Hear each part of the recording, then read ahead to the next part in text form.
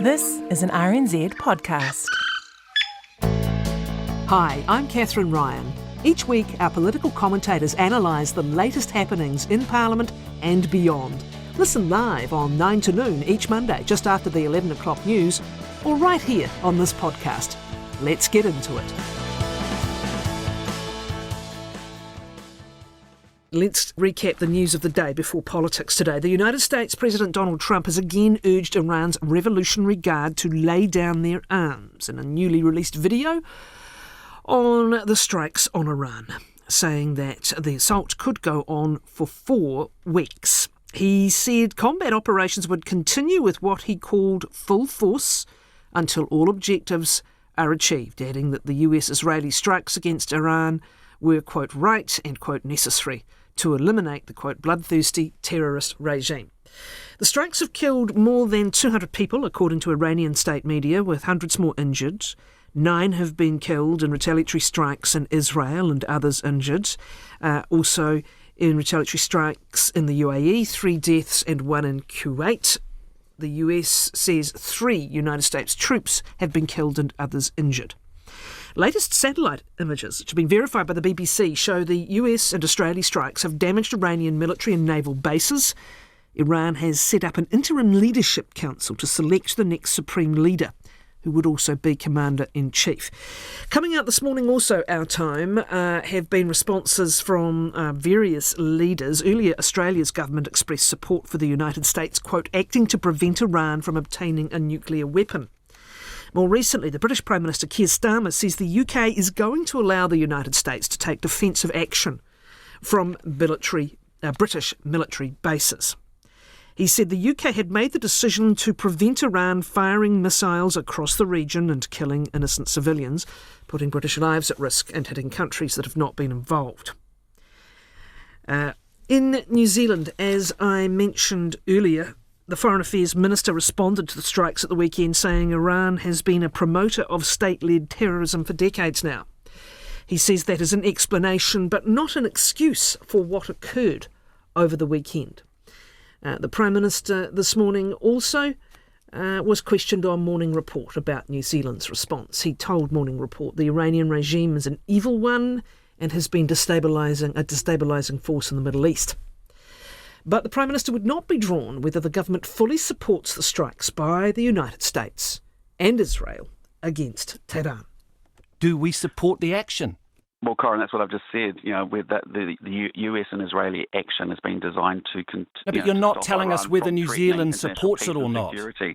New Zealand has, for many, many decades, actually had a strong, long-held position and condemned the Iranian regime for a long period of time. So, you know, I appreciate all of that, and New Zealanders completely understand that. And as I say, many New Zealanders are horrified by the Iranian regime. But I don't understand why you're not explicitly saying one way or the other whether we support this specific action. We think the Iranian regime is evil. We think it's been repressing its own people. We think it's been arming proxies and terrorist organisations. We think its ballistic and nuclear program, after years of diplomacy, hasn't actually paid any fruits. And we understand fully why the Americans and the Israelis have actually undertaken the independent action that they've taken to make sure that Iran can't threaten international peace. I know. My position isn't that different from the Australian position or the Canadian position. But then why not say it? Well, essentially, we have said it. That is the Prime Minister speaking and being questioned on Morning Report this morning. Our political commentators are with us. Neil Jones, former Chief of Staff to the Labour leader Jacinda Ardern, before that Andrew Little, Director of the public affairs firm Capital, and with us also Tim Hurdle, former National Senior Advisor, Consultant and Director of several companies. Good morning to you both, gentlemen. Did we get a clear answer out of that? Is understanding something the same as supporting it? Should there be an explicit statement from the Prime Minister, Neil? Yes, I think we should expect an explicit statement from the Prime Minister about what New Zealand's position is. I thought that interview was hopeless and incompetent, frankly. Any competent media advisor, and the Prime Minister's media advisors are competent, would have said to him, the first question you will get is, do you support this or not? And you should be able to give a credible answer on that. He seemed to be entirely unprepared for that question. It reminded me of the interview with Mike Hosking he did about whether he would have sacked Andrew Bailey if he hadn't resigned, and he couldn't give an answer. I thought he was bizarrely hostile when Corrin pressed him on Helen Clark's position. And I thought he had quite a childlike analysis of the situation. I'd like our Prime Minister to be able to look at the situation where you have a country like New Zealand where the greatest threat we face is the breakdown of the international rules-based order, and I think our interest in protecting that from erosion. I think the fact that, yes, it is a very evil and oppressive regime in Iran. I think the complication that Trump and Netanyahu are hardly good faith actors. Just not that long ago, Trump was threatening to invade Greenland. Netanyahu's been involved in what has been called a genocide in Gaza. There is a lot going on here, and I think for him just to repeatedly say Iran is evil, yeah, we all know that, Luxon, but what's your actual position? I think we deserve better than that. Well, I think he's riding a very thin line between offending the administration and New Zealand's preservation and protection of the last vestiges, frankly, of the rules-based order. I think everything that the Trump administration's done is pretty much trashed that. There's no respect for the UN or international law left. But New Zealand, as a small country, is trying to hold on to that. I think he's trying to do what he can to say we want to keep that in place. But then, of course, the actions they've taken are against a pretty evil regime. So it's the old means versus the process, I suppose. So saying you understand why something's happened good enough. It's not actually that different from what the Foreign Affairs Minister said, which is Iran being a promoter of state-led terrorism, etc. It's an explanation, not an excuse. Now, saying it's not an excuse is tippy-toeing almost within a millimetre of criticising what's happened, right? Yeah, and I think that's where he's got caught, because then he went on in the interview to sort of say... This is what Peters said to me. Yeah, but later on in the Luxon interview, he sort of says, a position is not that different from Australia, at which point you should have probably just said, well, like, what the Australians think. I do. And he could have just Neil's repeated what the Australians had said. Yeah. But the problem with that would have been abandoning, New Zealand's decades of support for the rules-based order, whereas I think the Australians have always been a bit more practical and more sucked into the American system. So I guess this is the challenge he faces. I don't think it would have been a major rupture with the Trump administration if the Prime Minister had just said New Zealand supports a rules-based system, urges parties to follow international law, and encourages negotiations. I don't think that would have led to Trump, attacking New Zealand in any way. I think it would have been quite a reasonable and consistent and principled way to approach the issue. I don't know how you would how that would go down in Washington, because they are super hypersensitive about this, and with the backdrop of the trade wars and tariffs and things like that, I think there's a recognition that there's a them with us or against them kind of attitude in Washington, and I think they'll be very fearful, the Americans of the New Zealand of an American response. To be clear, the Australian joint statement by the Prime Minister and the Foreign Affairs Minister, we get to a point where it says we support the United States acting to prevent Iran from obtaining a nuclear weapon and to prevent Iran continuing to threaten international peace and security. They use the words, right? Okay. What of the significance of this going forward? As always happens, you remove a leader, what happens next? A very complex process by the sounds of it. And, just listening to Frank Gardner this morning, perhaps a surprisingly strong response already by Iran in several countries, UAE, Dubai, Bahrain, for example. Where does this leave... What is the certainty or uncertainty about the next few weeks? And again, how does our government manage that? We just don't know what will happen. And this is the thing. I mean, the experience of Iraq and Afghanistan shows that it's one thing to kick the door down, but we don't know what happens next. And there is a world where, magically the Iranian opposition rises up, regime falls, there's free elections, a liberal democratic Iran, that'd be lovely. But history suggests that it will be far more complex and bloody and fragmented than that. Well, also with no boots on the ground, will it happen at all? Well, it may not happen at all. Yeah. And so, and I go back to, the US has not made a case. Trump has not made a case. He hasn't been, remember when Bush invaded Iraq? For all their breaches of international law and all that, they went through a UN process. They went through they went through the UN process. They went through arguments within Congress. They made a case. This case has not been made. We haven't reached, we're not at the point of an imminent threat from Iran.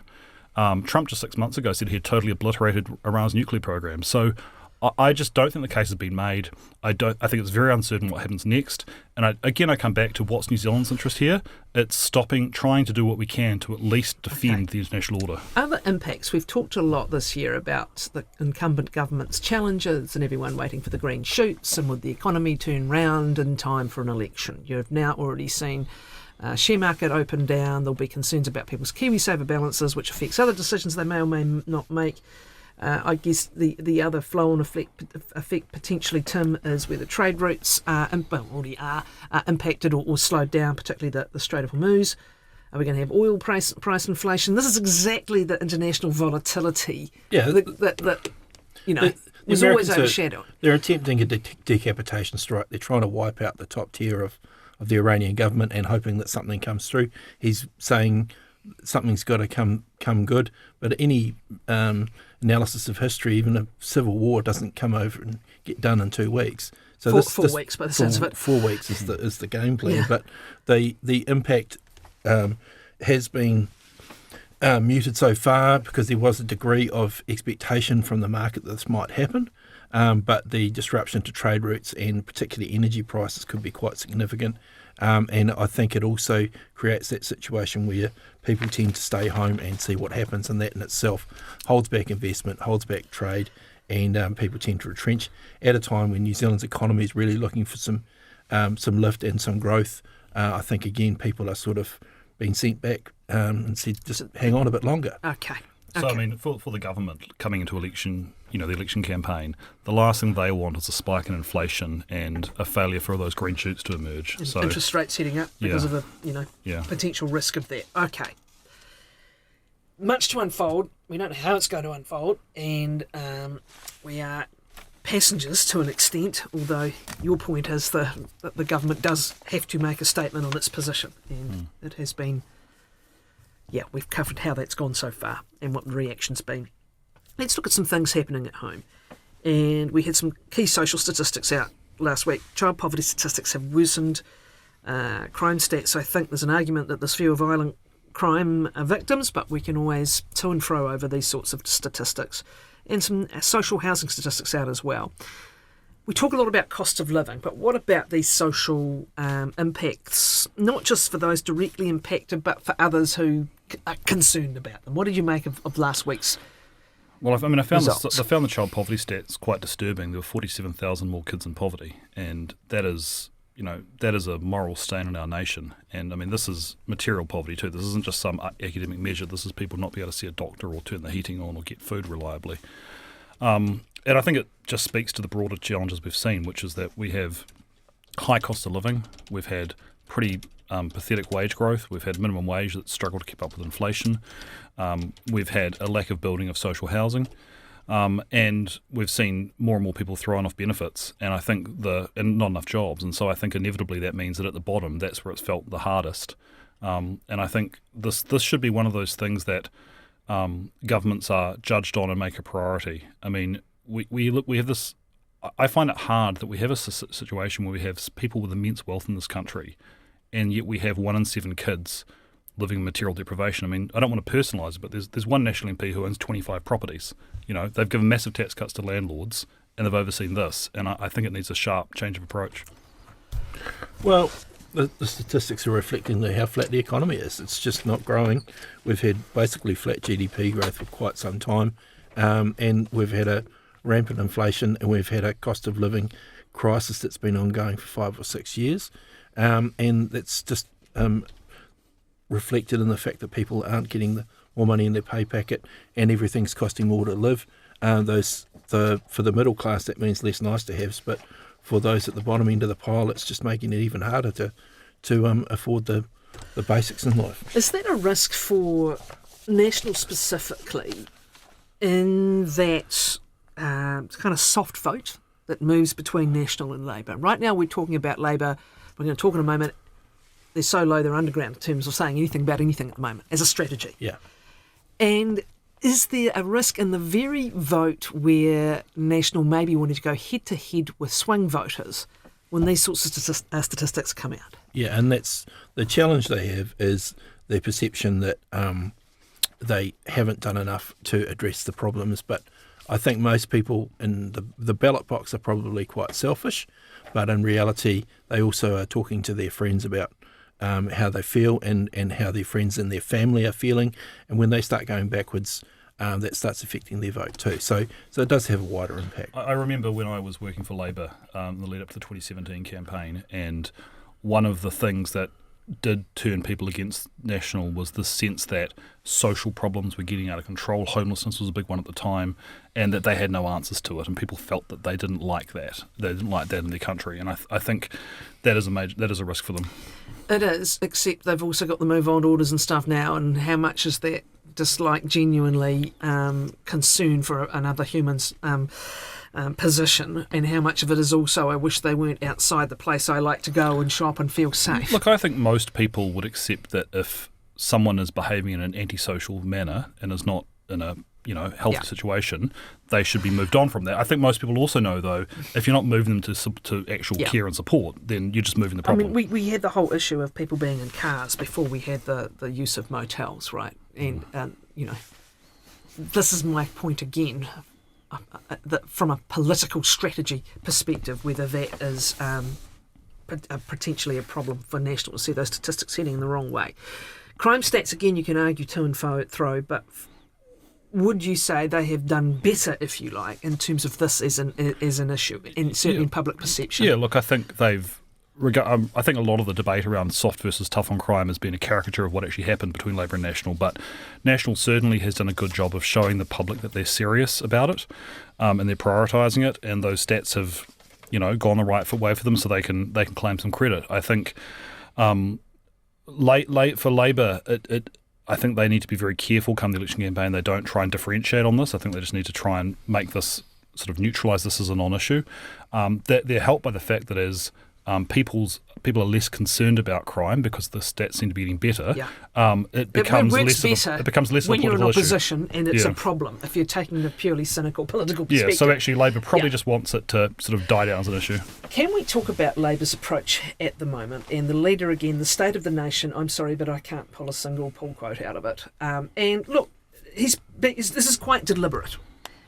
When you're ahead, what's the old saying about not giving a sucker an even break? All right. How much longer can he continue like this, Tim? Well, I think they're trying to run, they call it the Ming vase strategy in the UK, and so you've got this beautiful object and you don't do anything to slip up and drop it because it'll cause a mess. And you let the other guy cause a problem. I think the problem with that is that's built for a different electoral system. I think in our electoral system, you've got so many points of view coming at you that people can shop around and choose. If you want something more extreme, you can go to the Greens. If you want something more moderate, you can go to National. You can go around. And I think the problem that Labor's going to have at the next election is talking about what they've got to offer. And they haven't set out any stalls or claimed any issues very well. They might be getting ahead on the freshwater poll or the Ipsos poll on some of these metrics, but you couldn't actually point to a policy that they've got that they can go out there and say, well, that's actually a solution or an idea we're going to do.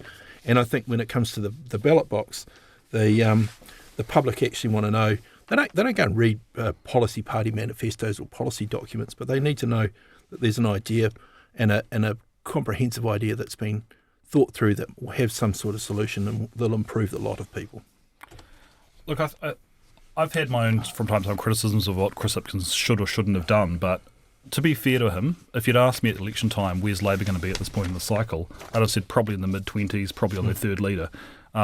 He has done remarkably well to get them where they are. I agree with Tim. Sort of probably between the budget and the election, they're going to have to probably claim a few major issues and actually give people some hope that things can be better and different. Attention is the most important thing in politics today, and Labor hasn't really been getting attention. Quite often, the entire political debate in a story is between the members of the current governing coalition. But just going to the State of the Nation speech itself, I think in politics sometimes actually the most important thing is to explain to people, I care about the things you care about, which is affordability and things like, health and housing. And also to, as I think Lyndon Crosby calls it, scrape the barnacles off the boat, which is find the things that are blocking people from voting for you. And one of those things for Labor is delivery. And in the speech, Chris Hipkins was quite explicit about how Labor had not delivered enough in its previous term and how he'd learned his lessons. I think the challenge they had is when you do a vision speech, if you don't announce policy, people go, where's the policy? If you do announce policy, all they talk about is the policy, and you don't actually get it across. So it's a challenge. We're into March now, and I hear what you're saying, but given the fatigue of the country post the pandemic years, and he's still got that lurking around his shoulder as well, actually, amazing comeback for him personally from the situation he and the party were in, and also just the economic fatigue that's gone on. Then you've got these rising costs that are locked in. Who thinks their insurance is going to go down? Who thinks their rates are going to go down as part of the basket of goods? And the realisation, if it's taken long enough, that the costs of climate change as it's happening right now aren't going anywhere either. Are you going to get away with the feels and with identifying? Or are people looking for some really solid solutions? Well, I think he's got a big problem in that when he was Prime Minister, he had a policy bonfire. So he ruled out a whole heap of things that had been live, and now he's got to reach into the dust and pull out of the ashes some ideas and hopes that these things are still credible. And there was a lot of things that he brings them back up will bring up memories of that previous government's failure on some of the issues, because inflation did hit 7%. Is Christopher Luxon the person to prosecute it? This is the other thing. They're both in the negatives, right, in terms of public polling on their personal opinion of him. And this will possibly be part of the story of this election campaign. Can Christopher Luxon prosecute the case against Hipkins? The polling we did in February showed that every politician has negative approval ratings. So Wayne Brown would say, I should shoot through the middle. Wayne's negative too. Says his former campaign manager. I had to tell him that. That's how good it is. That's the secret.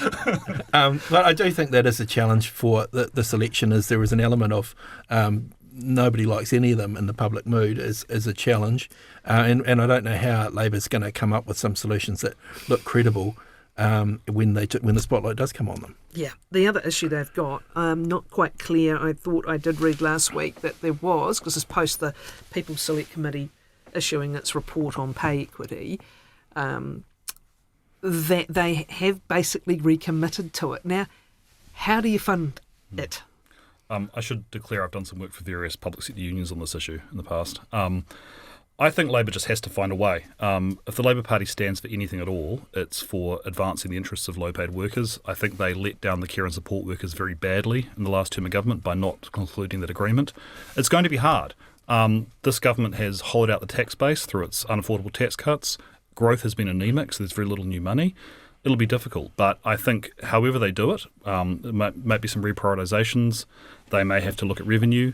I think these are people who do important work, have been underpaid, have been discriminated against, and had their rights taken away from them dead of night. And I think Labor has a moral obligation to restore it, and they just have to make it work.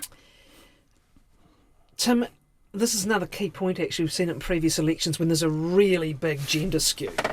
Like I recall back, I think, in Don Brash's years, like when there's a really big gap. It's phenomenal. What's it looking like at the moment? It's 3-1 women to men.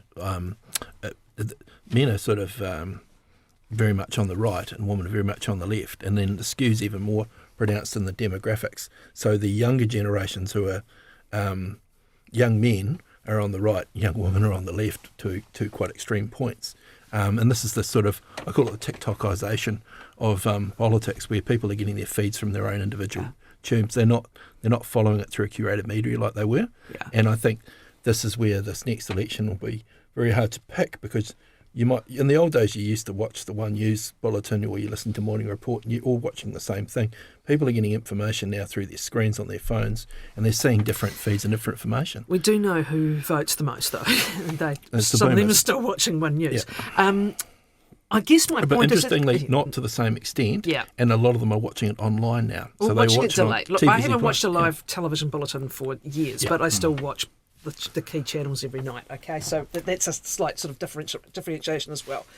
I guess my point is, when the skew gets too drastic, particularly for one of those major parties, for National or Labour, it gets hard for them to win. Now, is National's situation with women worse than Labour's situation with men, relatively speaking? Pretty much, yeah.